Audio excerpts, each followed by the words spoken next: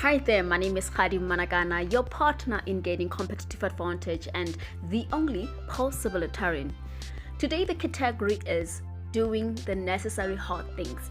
It's all about answering the call to do the necessary hard things so that you can enable yourself to adapt quickly in this disruption-prone market, so that you can maintain your relevance in the market and so that you can gain advantage against the disruptive forces.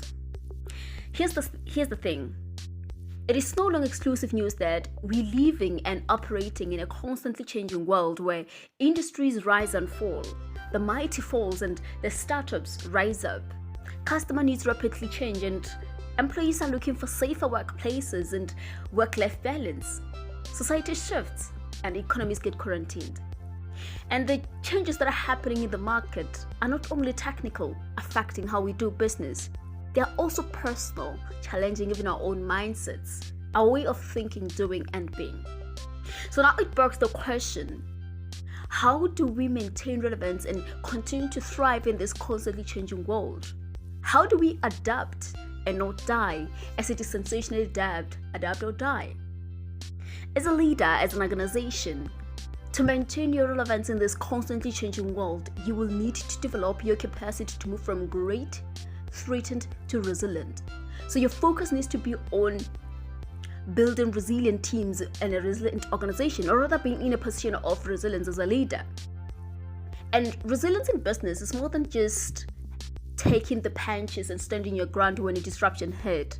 It has more to do with your adaptability and your ability to reform your position so that you can not only have the line of defense, but you're also able to throw the punch and disrupt. And all of these requires brave leadership and courageous culture. It requires you as a leader to start practicing brave leadership and courageous culture. And brave leadership and courageous culture is all about doing the necessary hard things. Hence, I said today is all about braving that, starting to practice brave leadership and courageous culture, is braving that call to start doing the necessary hard things. And I've been observing leaders and organizations alike, tending to avoiding doing the necessary hard things. Most leaders avoid doing the necessary hard things. You know why?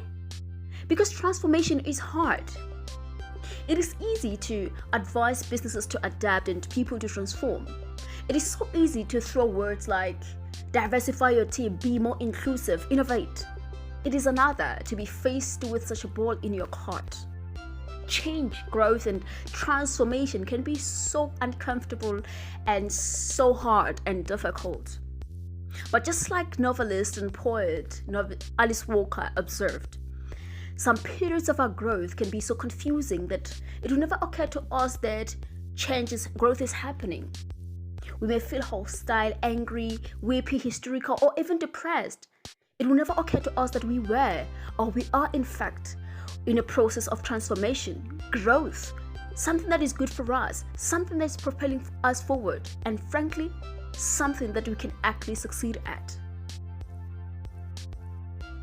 But the only way to look back and see all these dots connecting, to see that it was all worth it, practicing of brave leadership and courageous culture, for us to see that it was all worth it, it will require you to come to party. It will require you as a leader to start doing those necessary hard things every day, those small little things. So now the question that I have for you today is, what is that hard thing that you can do today that could advance you, that can help you gain a little bit of advantage, that can help you reform your organization culture so that you can elevate your team morale, that it can improve team engagement? What is that hard thing that you can do?